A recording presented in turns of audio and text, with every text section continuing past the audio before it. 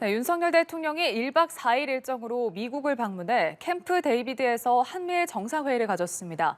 3건의 문서를 채택하고 한미, 한일 양자회담도 가졌는데요.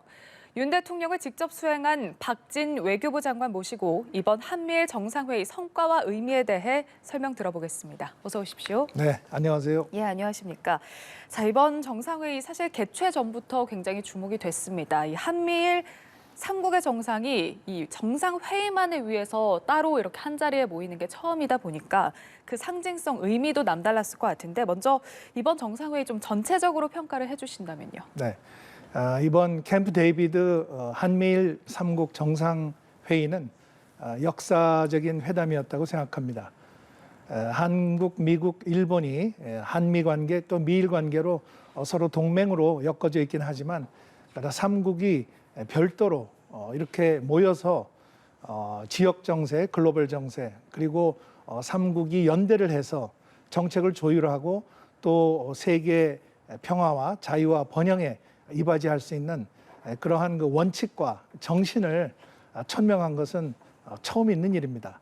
아시다시피 캠프 데이비드는 역사적인 커다란 길목이 있을 때마다 그때 그 평화 협상 또는 그 국제적인 담판의 장소로서 유명한 곳입니다. 1943년에는 처칠 수상이 루즈벨트 대통령을 만나러 왔습니다. 그것은 2차 세계대전을 어떻게 승리하고 또 전쟁을 종식할 것인가에 대한 전략 회담을 위해서였습니다. 또 78년에는 이집트의 사다트 대통령 그리고 이스라엘의 메나헴 베긴 총리가 지미 카터 대통령의 초청으로 캠프 데이비드에서 만나서 중동 평화 협상을 이끌어냈던 것입니다. 이제 2023년에 한국과 미국과 일본이 만나서 자유와 민주 그리고 평화와 번영을 지키기 위해서 세 나라가 어떻게 협력을 해서 이 국제사회에 이바지할 것인가 여기에 대한 청사진을 이번에 내놓았습니다. 또 그렇게 함으로써 우리 국민들에게도 체감할 수 있는 많은 혜택이 돌아올 것으로 기대합니다. 이번에 캠프 데이비드 회담에서 나온 결과는 비단 어떤 군사 안보뿐만 아니라 경제 안보, 공급망과 금융을 비롯한 경제 안보, 그리고 기술 안보, 첨단 기술을 어떻게 개발하고 보호할 것인가, 그리고 우주 안보, 우주에 이르기까지의 협력, 이렇게 방대한 분야를 포괄적으로 망라한 것입니다. 그렇기 때문에 이러한 포괄적인 연대에 강력한 힘을 발휘할 수 있는 그러한 그 이번에 원칙과 정신이 나왔습니다. 그래서 앞으로 이것이 지난번에 윤석열 대통령께서 일본에 대해서 관계 개선을 용기 있는 결단으로 한 것을 출발점으로 해서 이와 같은 한미일의 연대가 이루어지게 된 것은 세계사적인 의미를 갖는 회담이었다. 이렇게 평가할 수 있겠습니다. 예, 이 캠프 데이비드 장소가 갖는 어떤 외교적 상징성부터 이번 회의의 전체적인 성과에 대해서 말씀을 해주셨는데 정말 다양한 분야에서 성과가 나오지 않았습니까? 그렇다면 이제 장관님께서 보시기에 그 중에서 좀 가장 크고 의미 있는 성과를 꼽는다면 어떤 게 있을까요? 네, 우선 북한의 핵과 미사일 위협에 대해서 한미일 3국이 강력한 억제력을 발휘하고 또 북한을 핵 포기 북한의 그 비핵화를 위해서 북한이 핵을 단념시키도록 하기 위해서 그러한 공통된 강력한 대응 체제를 수립한 것이 우리 튼튼한 안보를 만드는 데 가장 중요한 것이 되겠습니다. 한미일은 내년에 UN 안보리에서 또 이사국으로서 같이 활동을 하게 됩니다. 그래서 시기적으로도 대단히 시기적절한 회담이 되었다 이렇게 생각을 합니다. 그리고 두 번째로 아까 말씀드린 대로 경제 안보 분야에서 지금 공급망에 급격한 변화가 일어나고 있지 않습니까? 또 국제 금융이 지금 흔들리고 있습니다. 따라서 이런 공급망의 안정 그리고 금융의 안정화를 위해서 한미일 3국이 같이 협력할 수 있는 그러한 폭과 또 깊이가 커지고 넓어졌습니다. 그다음에 이 우주 협력, 그러니까 지금 이제 그동안의 그 한미일 협력이 이런 그 일반적인 보통의 그런 그 국제적인 안보 협력을 추구해 왔다면 앞으로는 우주에 있어서의 협력도 한미일 3국이 자체가 기술한 개발을 통해서 서로 돕고 또 서로 이런 우주 개발을 탐사할 수 있는 그러한 시대가 열렸다는 것입니다. 그래서 이번에 이 3국이 연대를 해서 이와 같은 캠프 데이비드 원칙과 정신이 나온 것은 지금 아시아 태평양 지역에 있는 쿼드라든지 또는 오커스와 함께 독립적인 협의체로서 그 기능을 앞으로 크게 발휘할 것으로 이렇게 기대가 됩니다. 예, 북한에 대한 삼국의 안보 체제 그리고 경제 안보 분야 또 나아가서 우주 협력까지 성과에 대해서 짚어주셨습니다. 쿼드 오커스에 대해서 언급을 해주셨는데 일각에서 한미일 협의체가 어떤 의미에서는 쿼드나 오커스를 넘어선 사실상 안보 협의체다, 준 군사 동맹이다 이런 평가도 나오고 있거든요. 여기에 대해서 장관님 어떤 생각이신지요? 네, 군사 동맹은 아니고요. 예. 이번에 이 협의를 위한 공약에서도 분명히 했습니다만은 이번에 협의와 공약은 국내법이나 국제법 하에서 어떤 새로운 권리나 의무를 창설하는 것은 아니다. 이것을 분명히 하고 있습니다. 예. 우리 한미 동맹 또 그다음에 미일 동맹은 그대로 유지가 됩니다. 다만 그 두 동맹이 전략적 공조를 함으로써 한미일 3국이 쿼드나 오커스에 비해서 더욱 강력한 기능을 발휘할 수 있는 토대가 마련됐다 이렇게 생각을 하시면 되겠습니다. 예. 이런 좀 세계적인 주요 다자 협의체들은 이제 명명이 되고 있는 이름들이 있지 않습니까? 뭐 네. 쿼드, 오커스처럼 이렇게 불리는 이름이 있는데 그렇다면 한미일 협의체도 좀 이렇게 일컫는 그런 이름이나 용어가 지금 따로 논의가 되고 있는지 아니면 그 필요성에 대해서는 어떻게 보시는지요?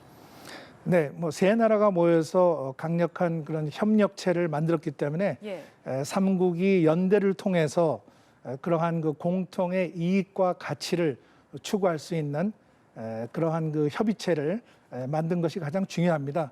그래서 이것은 이 3국 자체를 강하게 하는 것도 있지만 인도 태평양 지역과 전 세계에 기여할 수 있는 그러한 협의체로서 기능을 할 것으로 이렇게 기대하고 있습니다. 예. 자, 이번 한미일 공동성명에서 좀 눈길을 끈 부분이 이제 중국을 직접 적시를 하면서 비판을 했던 이 부분이 좀 주목이 됐습니다. 관련해서 중국 언론에서는 이미 지금 비판적인 보도를 계속해서 내고 있는 상황인데 이렇게 공동성명에 중국을 직접적으로 적시한 이유가 따로 있는지 그리고 그 의미도 좀 짚어주시면 좋을 것 같고 그리고 또 중국이 우리나라를 겨냥해서 반발할 가능성에 대해서 어떻게 보시는지요? 네, 이번에 캠프 데이비드 회담은 어느 특정한 국가를 배제하거나 또는 특정한 세력을 겨냥해서 이루어진 것은 아닙니다. 가장 중요한 것이 그 캠프 데이비드 정신에도 나와 있습니다만은 또 원칙에도 나와 있습니다만은 역시 규칙에 기반한 국제 질서를 만들어가는 것이 중요하고 일방적인 현상 변경에는 반대한다고 하는 상당히 아주 중요한 내용들이 포함이 되어 있습니다. 이번에 중국이라는 국가가 명시된 것은 지난 8월 초에 남중국해에서 있었던 필리핀의 재보급선에 대해서 중국의 경비선이 물대포를 쏘지 않았습니까? 예. 그런 공격적인 행동에 대해서 이것을 이제 예를 든 것입니다.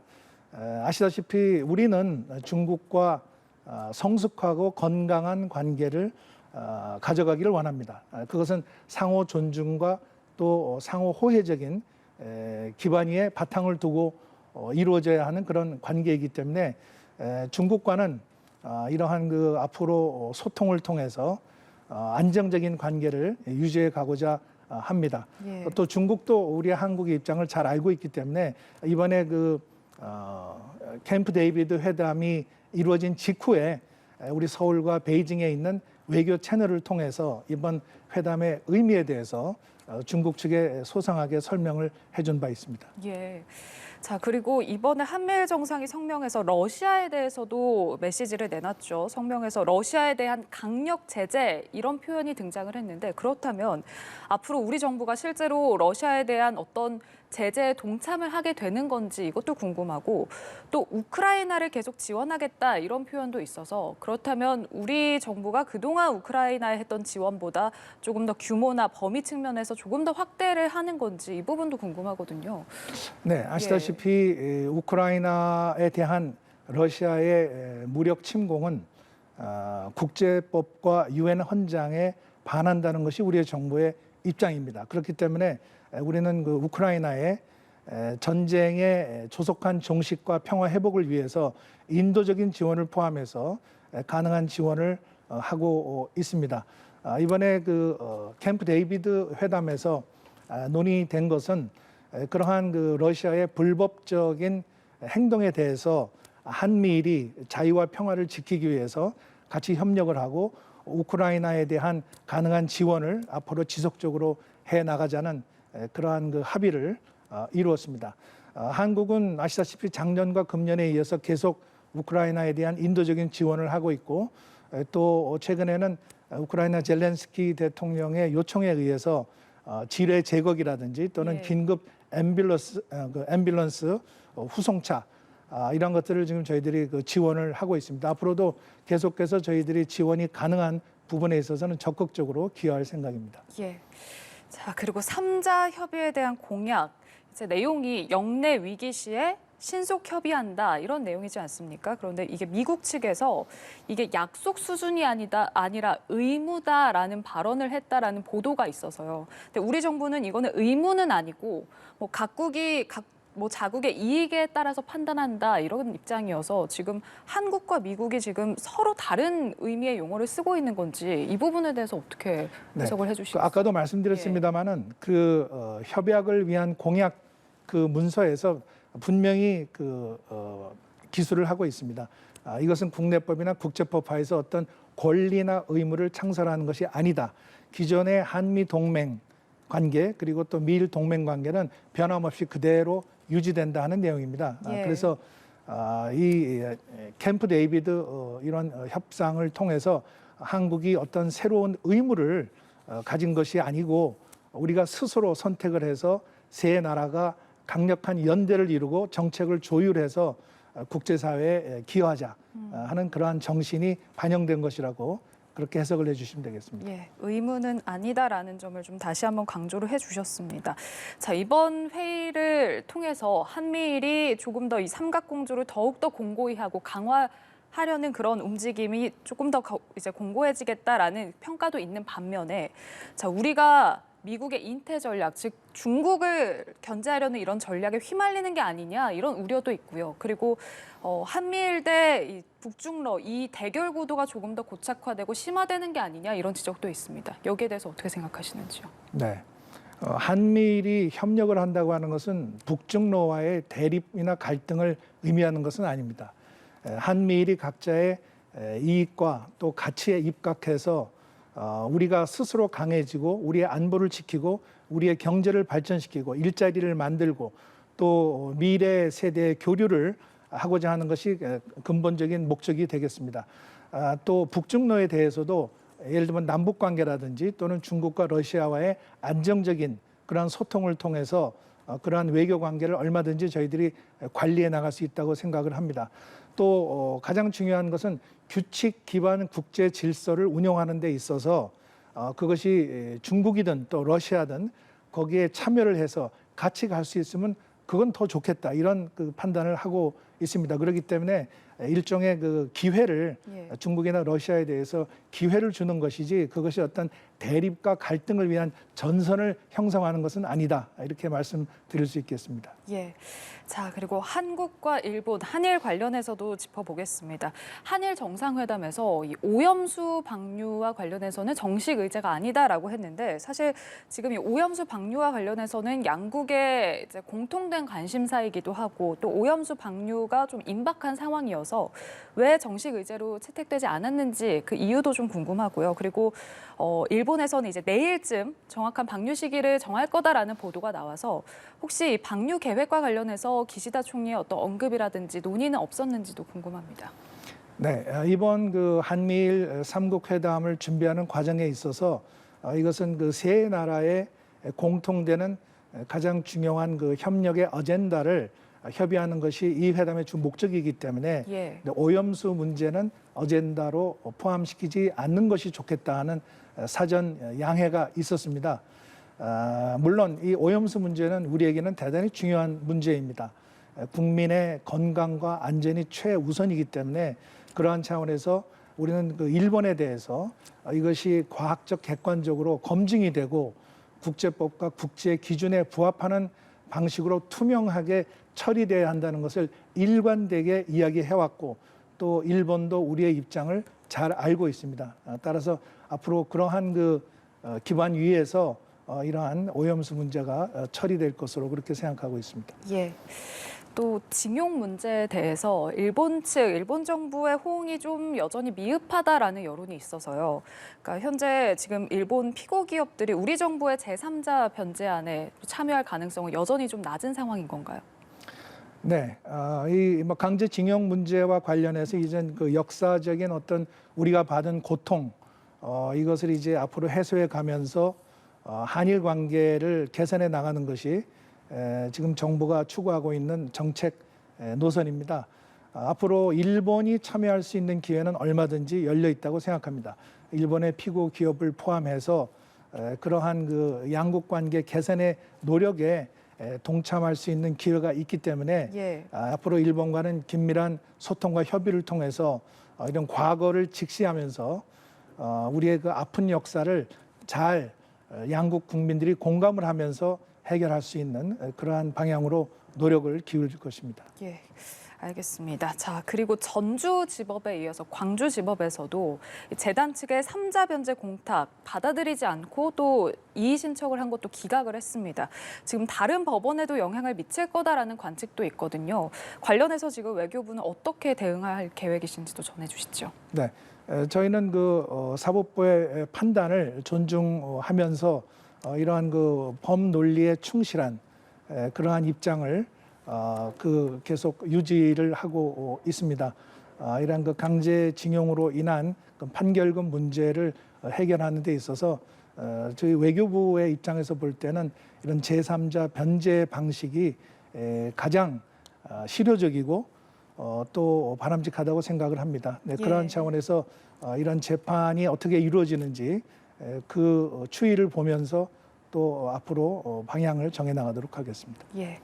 자, 그리고 북한이 한미일 정상회의 전후 도발 가능성이 있다 이렇게 국정원이 제기를 했죠. 그리고 실제 북한이 순항미사일을 발사했다라고 보도를 했고 또 을지 자유해방패 연습이 이제 훈련이 시작이 되면서 앞으로 북한의 추가 도발도 좀 가능성이 있는 그런 상황입니다.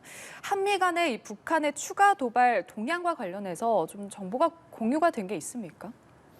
네, 북한은 지금 언제든지 도발할 수 있는 그런 준비를 갖추고 있다고 생각을 합니다. 금년 들어 ICBM 대륙간 탄도탄을 5번 쐈고 예. 또 이제는 군사 정찰 위성 그리고 제7차 핵실험에 대한 준비도 맞춰놓고 있는 것으로 저희들은 보고 있습니다. 그렇기 때문에 이번에 캠프 데이비드 회담에서 3국 정상들이 합의한 것처럼 북한에 대해서 강력한 억제 메시지를 보내고 북한이 그러한 도발을 할 수 없도록 국제사회의 그러한 노력을 통해서 북한이 핵을 단념하고 또 도발을 중단하고 대화의 테이블로 나올 수 있도록 하는 것이 대단히 중요합니다. 북한이 핵을 가지고자 하는 의지보다 예. 국제사회가 북한의 핵을 억제하고 단념시키는 의지가 더욱 강력하다 하는 것을 보여줄 때만이 북한이 대화의 테이블로 올 수가 있다고 생각하기 때문에 그러한 면에서 이러한 국제 협력이 더욱 중요하고 또 저희가 이제 유엔 안보리의 비상임이사국으로 이제 곧 활동을 시작할 것이기 때문에 예. 그러한 차원에서 더욱 국제적인 여론을 형성하고 북한에 대한 강력한 억제 메시지를 보내기 위해서 노력을 할 것입니다. 예. 북한을 억제하면서 또 동시에 북한을 대화의 장으로 끌어오는 게 네, 윤석열 예. 대통령께서 작년 8.15 광복절 경축사에서 제의하신 담대한 구상, 북한이 핵을 포기하고 비핵화의 실질적인 단계로 접어들면 우리가 북한에 대해서 대규모의 경제 지원을 제공을 하고 정치, 군사, 외교적인 면에서 상응 조치를 취하겠다 하는 것이 우리의 입장입니다. 그래서 인내심을 가지고 북한이 그러한 담대한 선택을 할 것을 기다리고 있습니다. 예. 자, 그리고 마지막 질문 드리겠습니다. 윤석열 대통령이 다음에는 서울에서 만나길 기대한다 이렇게 언급을 해서 혹시 2차 정상회의가 내년에 우리나라에서 열리지 않을까 이런 전망도 나오고 있거든요. 2차 정상회의는 언제쯤 어디서 열릴 거라고 보시는지요? 네, 아직 결정된 것은 없습니다만 예. 이번에 윤석열 대통령께서 그 삼국 정상회담에서 다음에는 우리 한국에서 하기를 희망한다 이렇게 입장을 발표를 하셨습니다. 예. 지난번에 그 G7 히로시마 모임에서 정상회의에서 우리 한미일 정상 회동이 있었고 또 이번에 메릴랜드주 캠프 데이비드에서 미국이 주최하는 정상회의가 있었기 때문에 그 다음에는 한국이 주최하는 것이 자연스럽고 또 그렇게 함으로써 삼국 간에 이렇게 순환적으로 회담을 주최하는 그러한 시스템이 안착될 수 있다는 판단입니다. 그래서 저희들은 내년에 한국에서 그러한 한미일 정상회담이 열리기를 희망을 하고 또 그것을 위해서 노력을 할 예정입니다. 알겠습니다. 자, 지금까지 박진 외교부 장관 모시고 한미일 정상회의 성과와 관련해서 이야기 나눠봤습니다. 장관님 고맙습니다. 네, 감사합니다.